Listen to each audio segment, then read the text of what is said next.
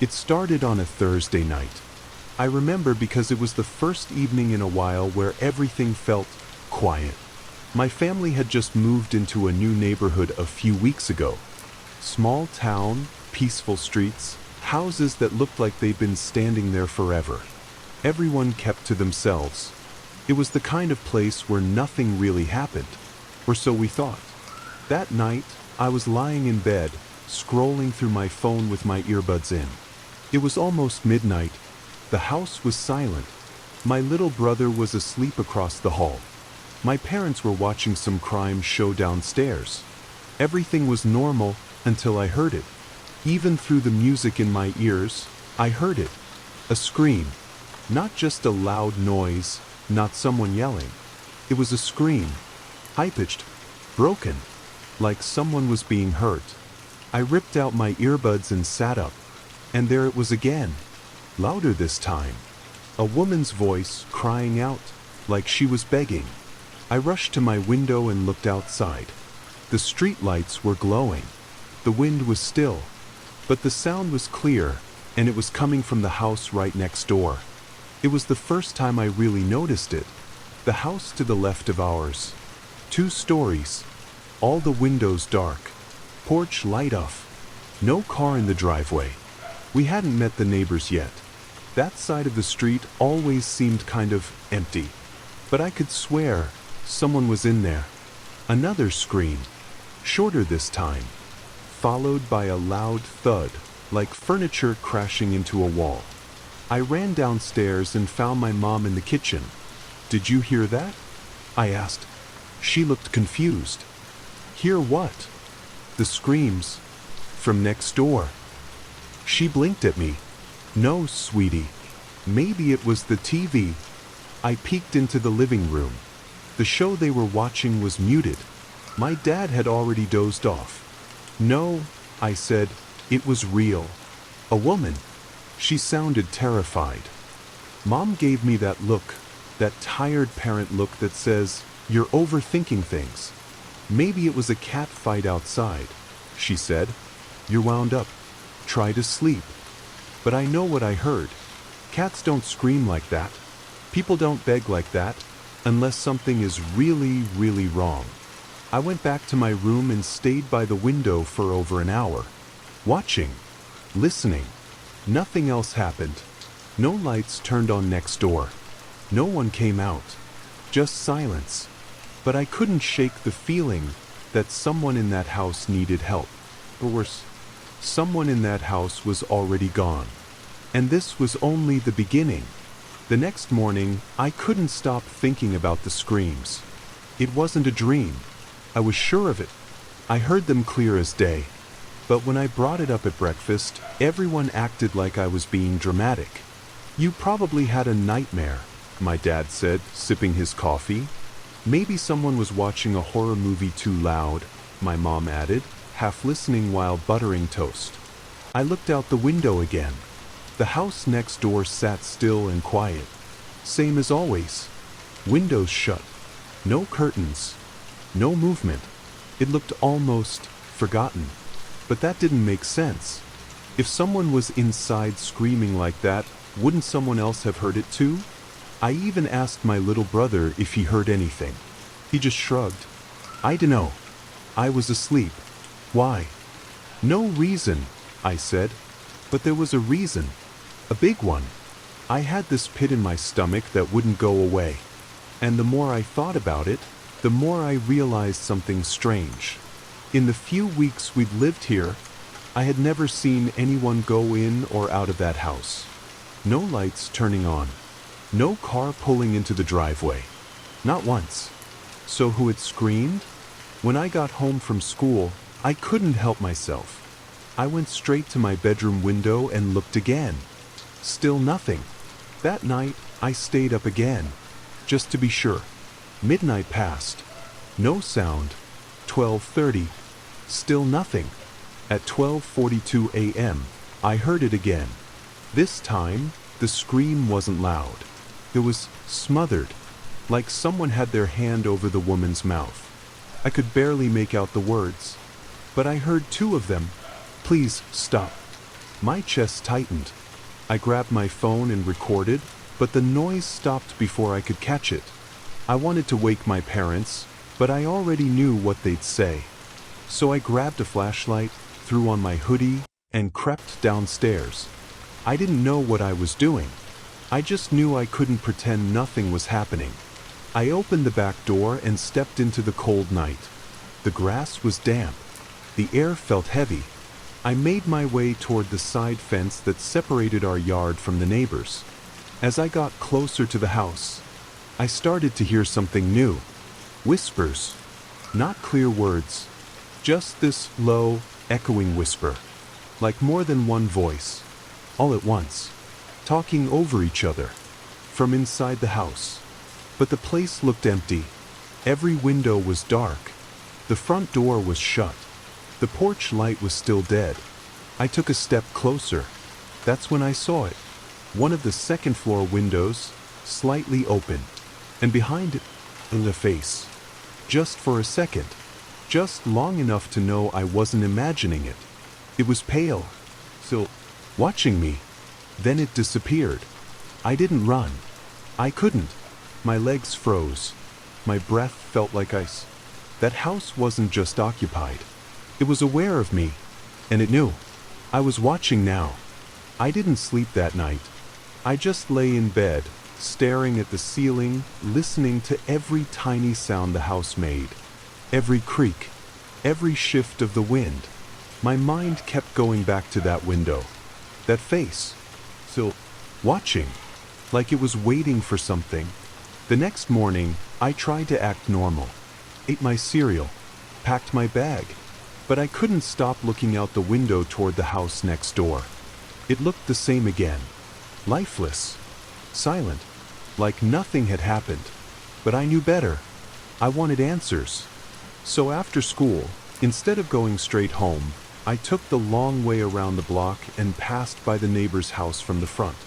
It was even creepier up close. The grass was dead. The mailbox hung open with no letters inside.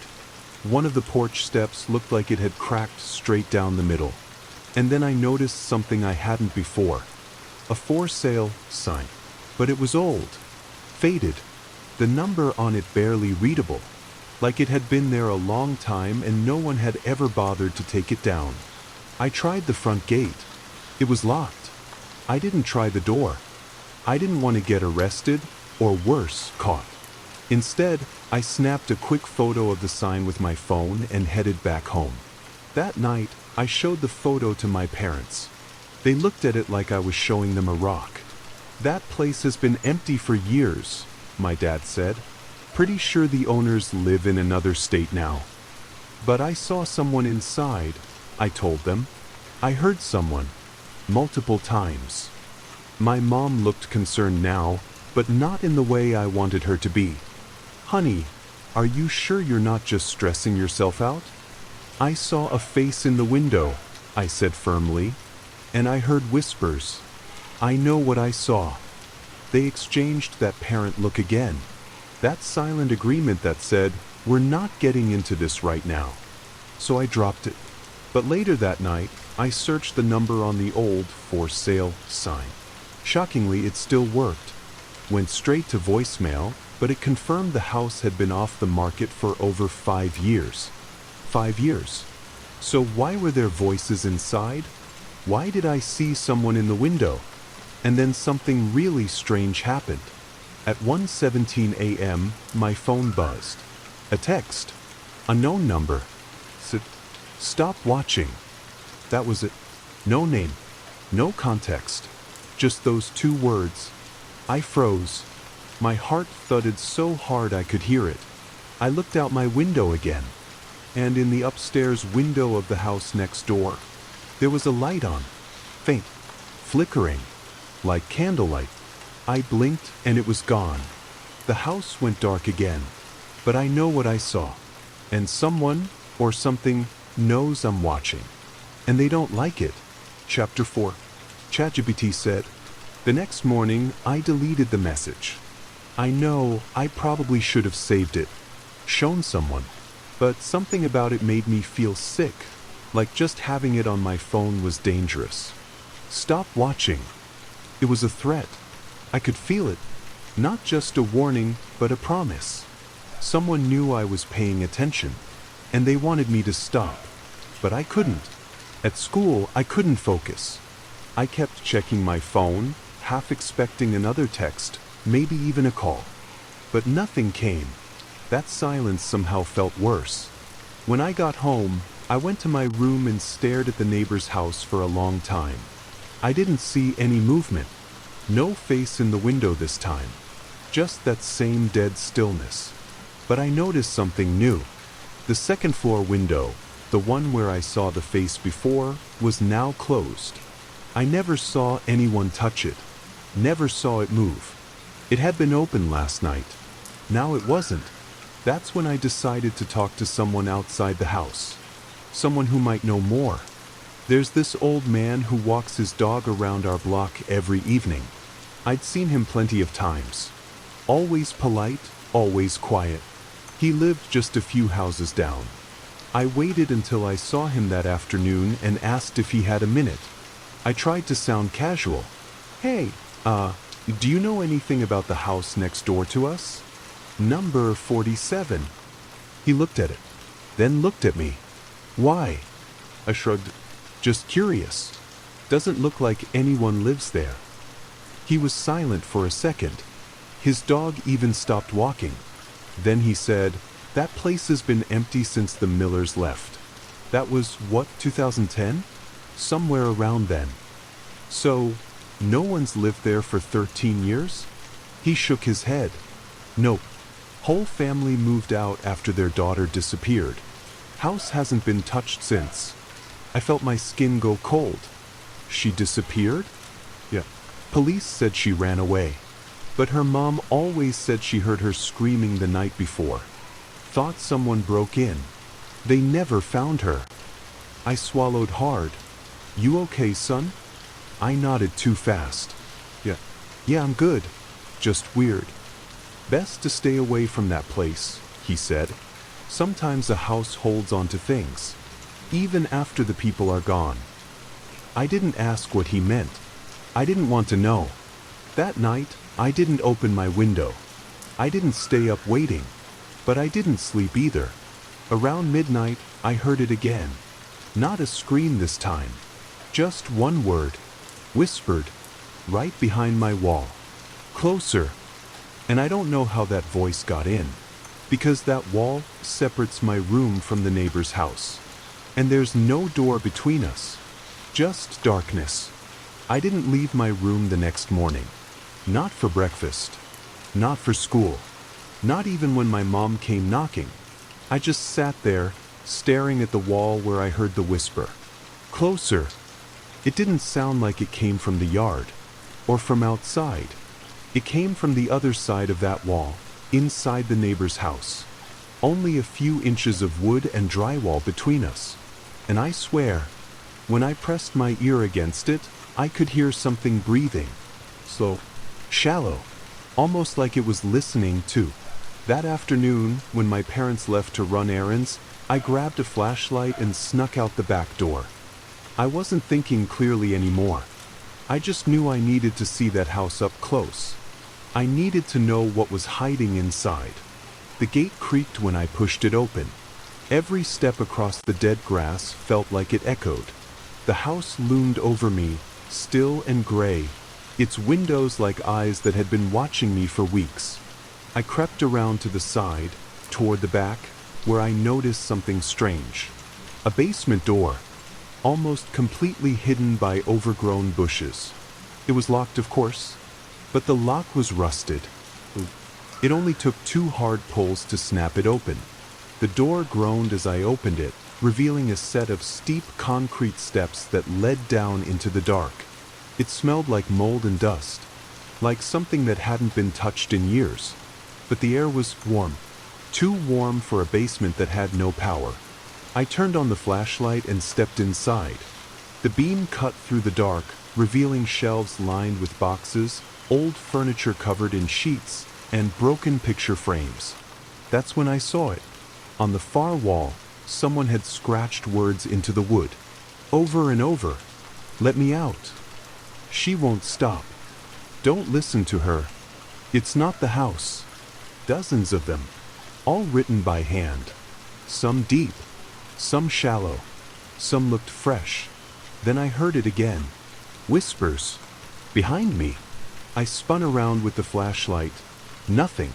Just the stairs. But the door at the top. It had closed. I ran back up, heart pounding, and tried the handle. It wouldn't budge. I slammed against it. Again. And again. Then I heard footsteps. Slow.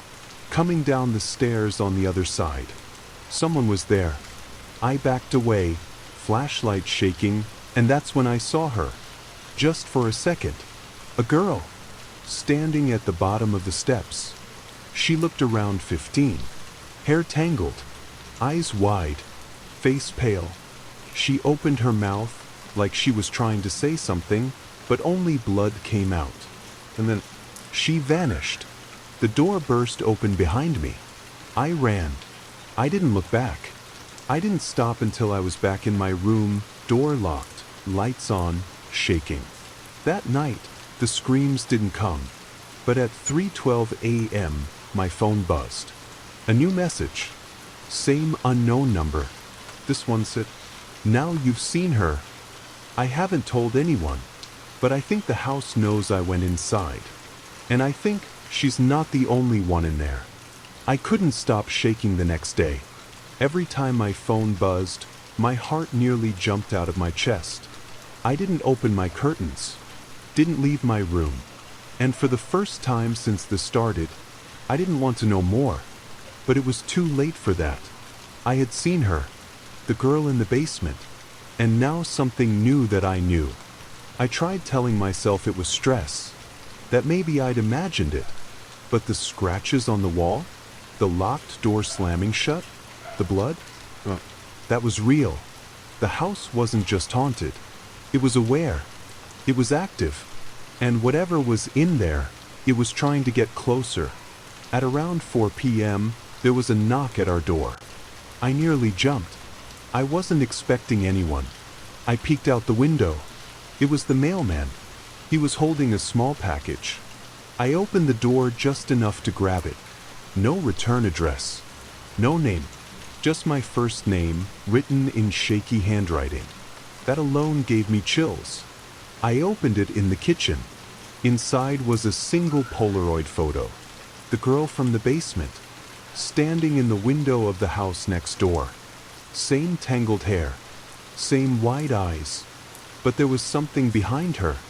A shape, blurred, too tall, too thin, like someone had been standing in the shadows just out of frame.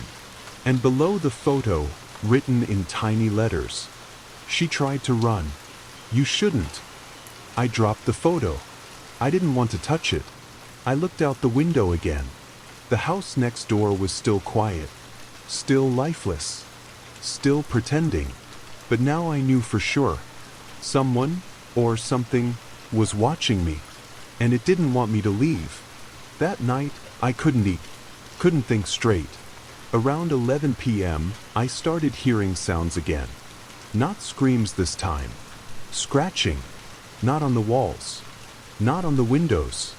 From inside the air vent in my room. It started soft, slow, like fingernails dragging across metal. Then a whisper. So close, I felt it in my chest.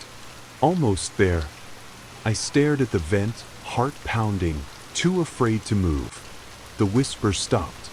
The scratching didn't. I turned on every light in the room, grabbed my chair, and unscrewed the vent cover. Slowly, carefully. There was nothing inside. But written on the inside of the metal, where no one could see unless they opened it, "Help me," in red. And just below it, my name.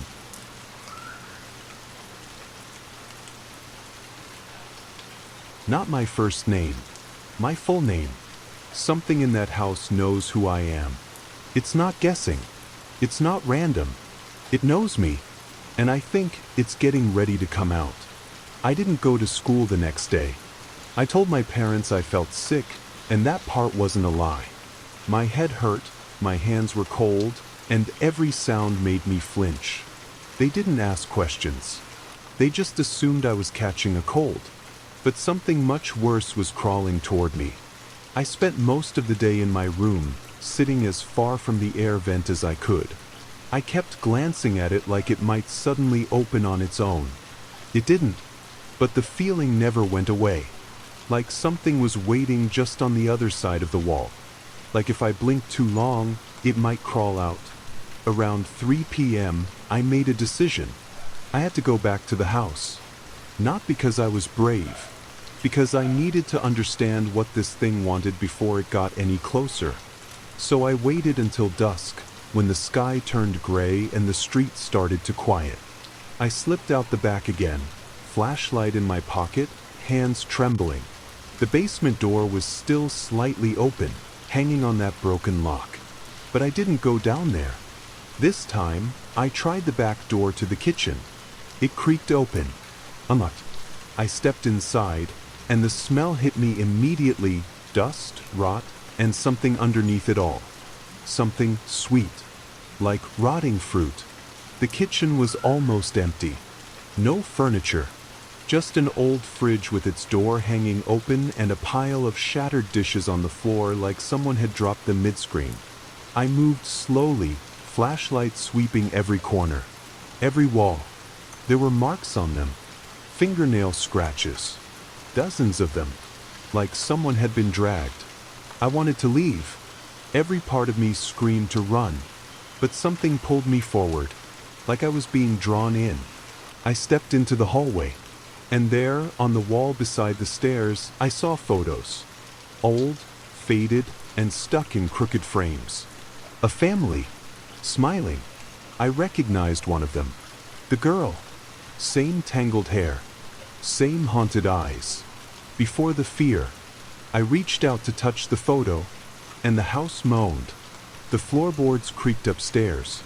I wasn't alone. I crept toward the staircase. My flashlight dimmed slightly, even though the batteries were new. Halfway up, the air changed. Colder. Heavier. I heard it then. Soft crying. It was coming from the bedroom at the end of the hall. The door was cracked open. I stepped closer. Every inch felt like I was being watched from all angles. Like the walls had eyes. Like if I spoke, something would answer. I pushed the door open. The room was empty, but the crying didn't stop. It was coming from the closet. Slowly, I walked over and pulled it open. Nothing. Just darkness. And then, the crying stopped. Like it had never been there. That's when I felt breath on my neck. I spun around. No one. But the mirror across the room showed something else. There was a figure standing right behind me. Tall, shadowed, wrong. And where its face should have been, my face stared back. I ran. Down the stairs. Through the kitchen. Out the back door. I didn't stop running until I was inside my house, door locked, chest heaving. Later that night, another message came through. Same number. Same chill down my spine. This one said, "You brought it home." And as I read it, I heard the closet door in my room slowly creak open behind me. That night, I didn't dare close my eyes. Every creak, every whisper, every shadow felt like it was creeping closer. I sat on my bed, the closet door just slightly open, like it was inviting something out. My phone was on the desk, screen cracked from when I dropped it earlier, but still lit up with the last message. "You brought it home." I wanted to throw the phone, smash it, forget everything. But I couldn't, because I knew whatever was in that house wasn't just in the house anymore. It was here, with me. Hours passed. The house was silent, too silent. Then I heard it. Soft footsteps. Slow, right outside my bedroom door. I held my breath, heart pounding in my ears. The footsteps stopped. Then the door handle rattled. I didn't move. The handle stopped. Then I heard a whisper, barely audible. "Let me out." I felt a cold breath brush past my cheek. I didn't scream. I didn't run. I just stared at the closet door. It slowly creaked open more, and I saw them, two glowing eyes, watching me from the darkness. I wanted to believe it was a trick of the light, but I knew better. Whatever was inside that closet, it wasn't human. I grabbed the flashlight and shone it straight into the darkness. Nothing. No eyes. No figure. Just empty space. And then, the door slammed shut. I was left in the dark. Alone. Or maybe not. Because I could still hear the whisper. So, faint. Closer. And I knew this was far from over. I couldn't sleep at all that night. Every time I closed my eyes, I saw those glowing eyes staring back at me. I kept hearing that whisper, soft but clear. Closer. The next morning, I was exhausted. My parents asked if I wanted to go see a doctor, but I just shook my head. I couldn't explain this. How do you tell someone the house next door is alive? That something from it followed you home?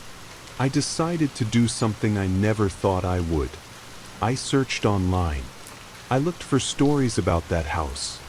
About the Millers. About their missing daughter. Anything.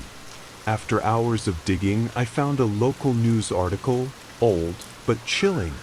It said the Miller family had moved out after their daughter, Emily, disappeared in 2010.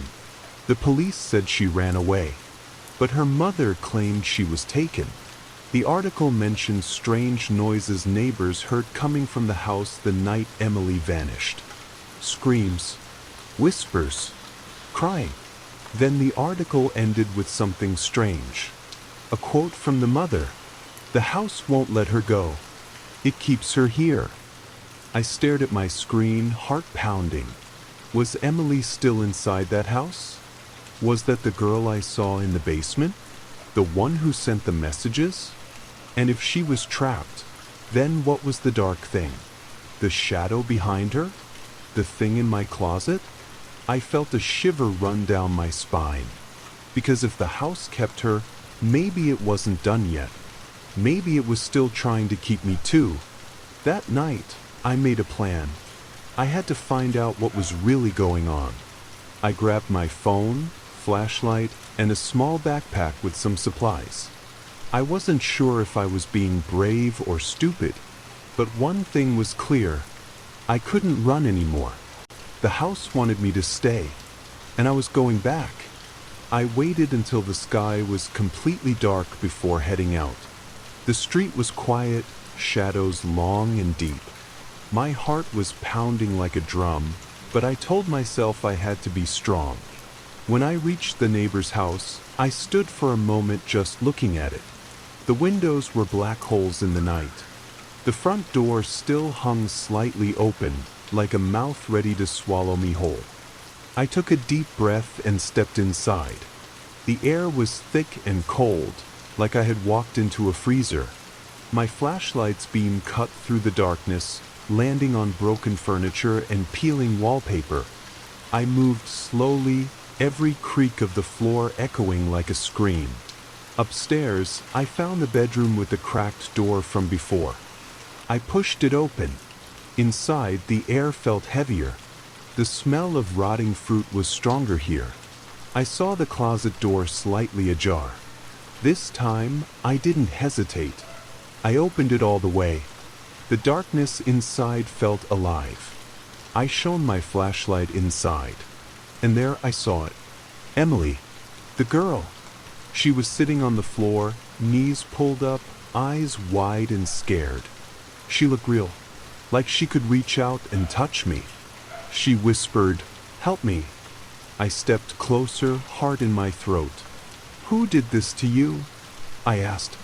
She pointed behind me. I turned, and the shadow was there. Felt thin. It moved like smoke, twisting and shifting. It whispered my name. My skin crawled. Emily reached out to me. "Don't listen to it," she said. Suddenly, the shadow lunged. I dropped the flashlight. The room went pitch black. I felt cold hands grabbing me, pulling me toward the darkness. I screamed, and then I woke up in my bed, sweating, gasping. My door was closed. The closet was shut, but my phone lit up with a new message. "We're not done." The message on my phone burned like fire on my skin. "We're not done." I stared at it, heart pounding, every muscle tense. It was like the house was mocking me, daring me to keep going. But I couldn't stop now. Not after everything I'd seen, heard, and felt. I spent the next day trying to act normal. But every shadow in my room seemed to stretch closer. Every creak of the house made me jump. At night, the whispers came again. So, patient, waiting. I knew the house wasn't finished with me, and I had to figure out how to end this before it was too late. So I started looking for answers beyond the internet.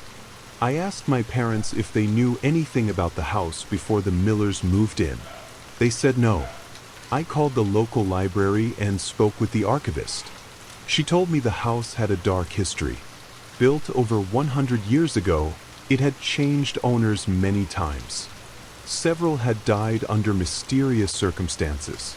Some vanished without a trace. One name kept coming up in the old records, a man named Jonathan Hale. He was the first owner, a recluse who was rumored to practice dark rituals in the basement. The archivist said neighbors often heard screams coming from the house long before the Millers. I felt a cold shiver run down my spine. Maybe the house wasn't just haunted by Emily. Maybe it was cursed. And maybe the shadow was Jonathan's spirit, or something worse. That night, I made a decision. I had to face whatever was inside the house. No more running. No more hiding. I needed to end this. I grabbed everything I could find that might help. Flashlight, phone, a small knife, and a book on local legends the archivist had sent me. As I prepared, I knew one thing for sure.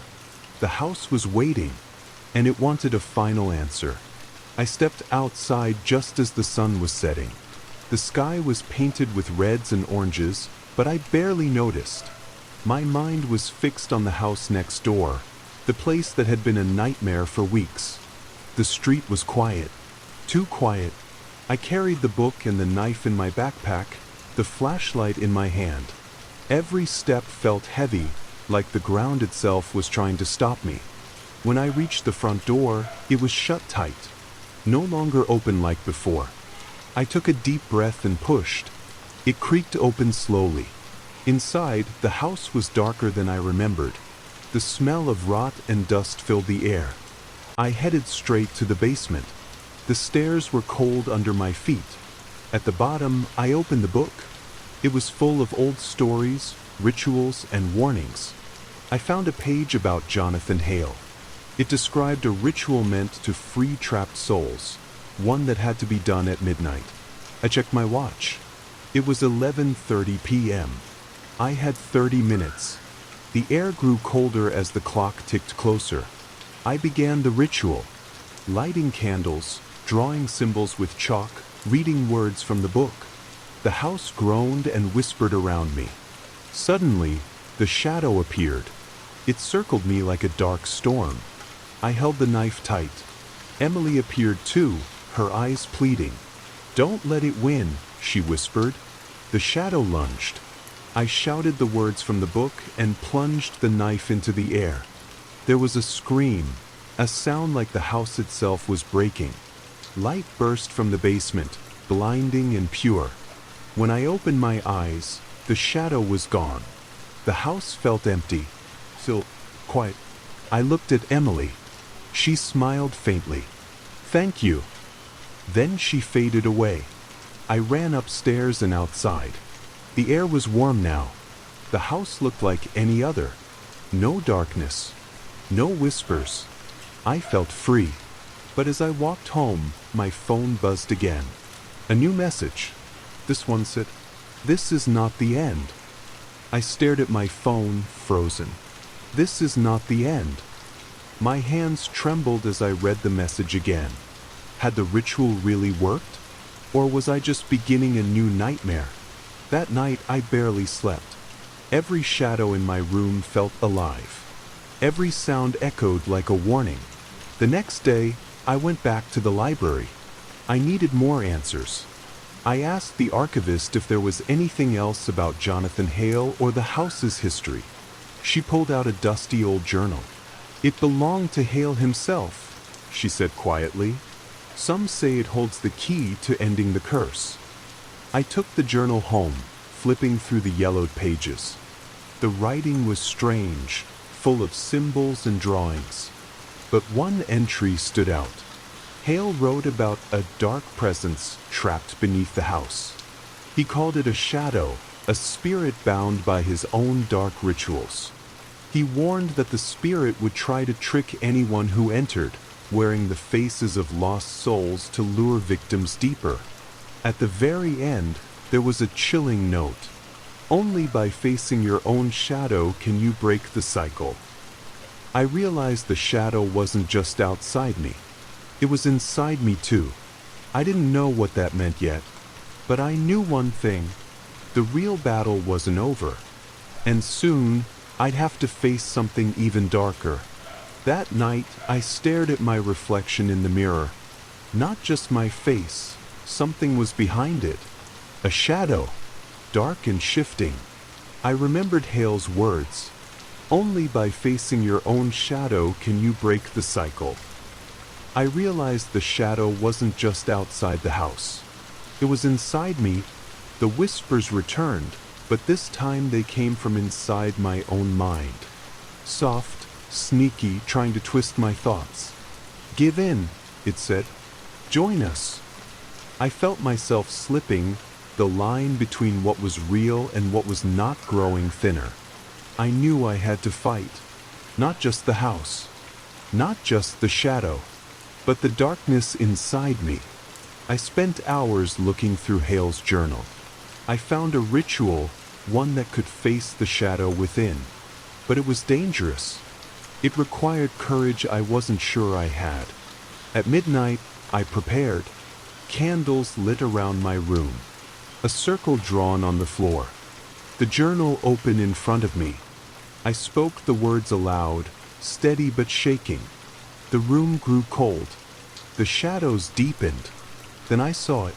My shadow separate from me, moving on its own, mocking me. It whispered lies, fears, and doubts, trying to break me. But I stood firm. I faced it, looked it straight in the eyes, and I said, "You don't control me." The shadow screamed, twisting and fading. Light filled the room. When it was over, I felt free. But I knew this was just the beginning, because some shadows never fully disappear. The morning light felt different, cleaner somehow. For the first time in weeks, I slept without nightmares. I got up and looked out the window at the neighbor's house. It stood quiet and still, no longer a dark presence in the street. I thought maybe it was finally over, but then my phone buzzed. I almost didn't want to look. The message was simple. "Thank you." No threats, no shadows, just one word. Relief washed over me, but also something else. A small spark of hope. Maybe, just maybe, the curse was broken. I put my phone down and took a deep breath. The house was silent, and so was I, for now. But some stories never truly end. Sometimes they just wait in the shadows, waiting for the next light to fade. The end.